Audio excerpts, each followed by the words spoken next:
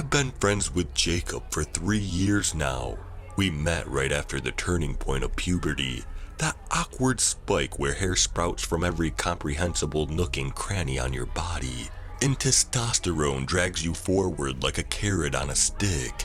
I was vulnerable, having lost my mother the year Jacob and I had met. I was attracted to his disposition. What a soft person he is. His facial features are soft too. His lips fade into his face with subtle tones, and his eyes curve down at the sides, displaying a feminine charge. I always maintained a keen eye for him.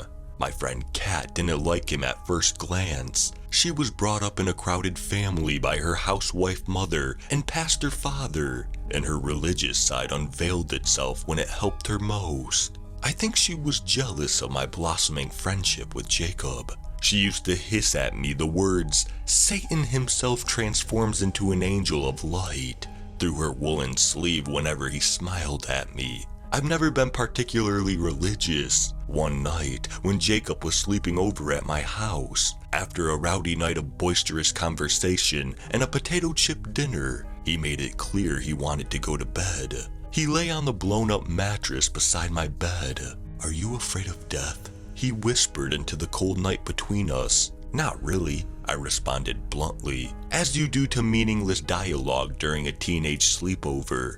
"I know what happens. Tell me." "You'll wake up in a new life, just like you did when you were born, and just like you did the last time you were born." I have always considered the prospect of reincarnation, as I still can't entirely comprehend the concept of consciousness. The existence of life is even mind-boggling to me, but I don't believe in it. "Oh yeah? How do you know?" I sneered. "Because I remember all the lives I lived, and I've lived some terrible lives. I have lived through poverty, torture, endless torture and poverty, cancer, all of it. And I'm sick of it.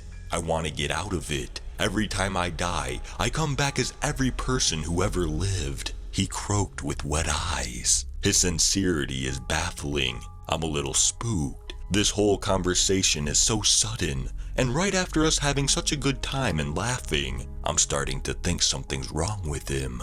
And the worst part, I can't even remember the beginning. It has just been death, amnesia, coming back as another person, and now all of a sudden, in this life, I remember all of it. He said with a nasal chuckle, "I have lived as everyone, even Kat. I know all the secrets you've told her." "Are you alright, man?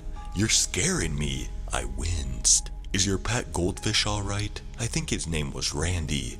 I didn't tell him that. That's such a simple thing for you to know. She probably told you that. That's the biggest secret you've told her. I also lived the life of your mom. She died on your birthday, right?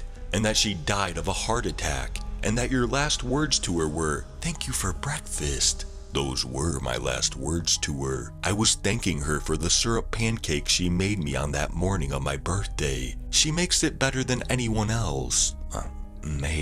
She made it better than anyone else. I burst into tears. "Do you want to live the life of everyone else?" he asked with a soothing tone. "No, I don't," I whispered in a small moment that I stifled the flow of my relentless tears. I hadn't cried about my mom's death until then. I think I wasn't ready before this. This is what we have to do. We have to intercept the process. If we are both aware of our past lives, we will unite and it will all end. We will descend and return to the earth beneath us, he said mystically. I agreed, and he sat me down in front of him. He looked into my eyes, held my temples between his two palms, and kept looking. I had a feeling it was working because my vision was going black. I thought I would have thrown up, but I didn't. I consumed a near infinite amount of memories and lives at that moment, and the little lives that I lived began to light up like a light bulb amidst a vast wall of memory.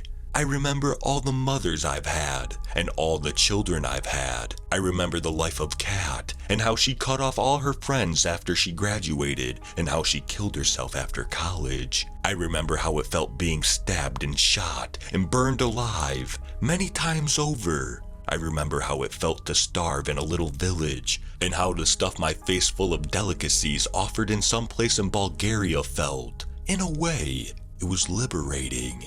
Jacob and I continued to look each other in the eyes. We acknowledged the information we were faced with, and our heels sink into the carpet beneath us. "It's working," he uttered. "What will happen?" I asked. "We'll find out tomorrow. I need to sleep over at yours tomorrow, so we'll descend together." The next day at school was a migraine. I looked at everyone in the halls and visualized the life I lived as them. I was not able to recall all memories of myself in my current body from the perspective of another person, even Kat. As Kat, I could remember all the memories she made with family and friends, but not me, and I'm her best friend.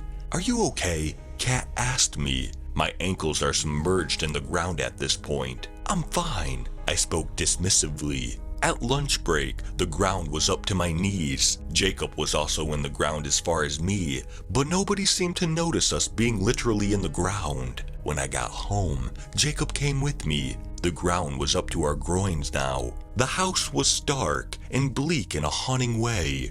It was like the sky went gray and was leaking in through the windows and removing any joy that the house created. I almost felt like I was diving into the past. The seat my mother always sat in had a dent in it, her dent. I could visualize her silhouette lounging there. My father came home before sunset. He called out to me, and I responded tersely. The ground was up to our torso now. Jacob and I sat in silence until night. We were recalling the lives we lived, and the wisps of joy we felt in each one, and the gargantuan volume of sorrow we felt. I don't know how long I was out, but when I came back, I couldn't move. The hollow shell of the house was harrowing, and I felt so distressed and in agony to be in my body. I wanted to end the cycle. I was standing next to my bed and in front of my bedroom door. Only my head was out of the ground. My bed is elevated with nothing underneath it. I liked it that way because I was always able to crawl underneath it when I desired a feeling of coziness. The room was dark, and my eyes were yet to adjust, but I could see a figure laying beside Jacob's blown-up mattress, visible from under the bed. I squinted at it to get a sense of what it was, but my eyes couldn't pick it up.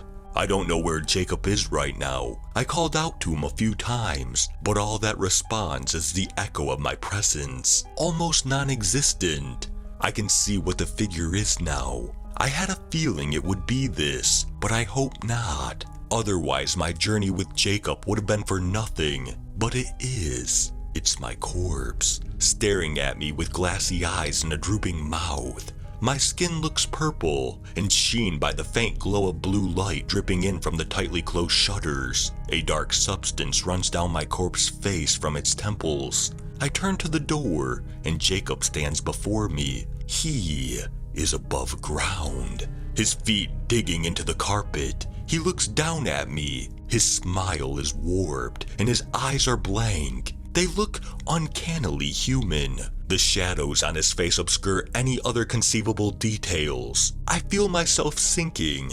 "Maybe Kat was right," he said silently. I hear nothing but his voice. Satan himself transforms into an angel of light.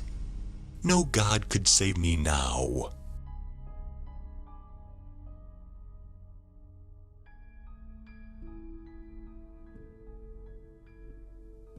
Thank you for listening to I Know a Secret Way to Stop Reincarnation by Toothikin. If you enjoyed this story, please leave a like. And if you enjoy hearing stories from me, please subscribe and become a resident of Hill Street. And let me know how I'm doing in the comments.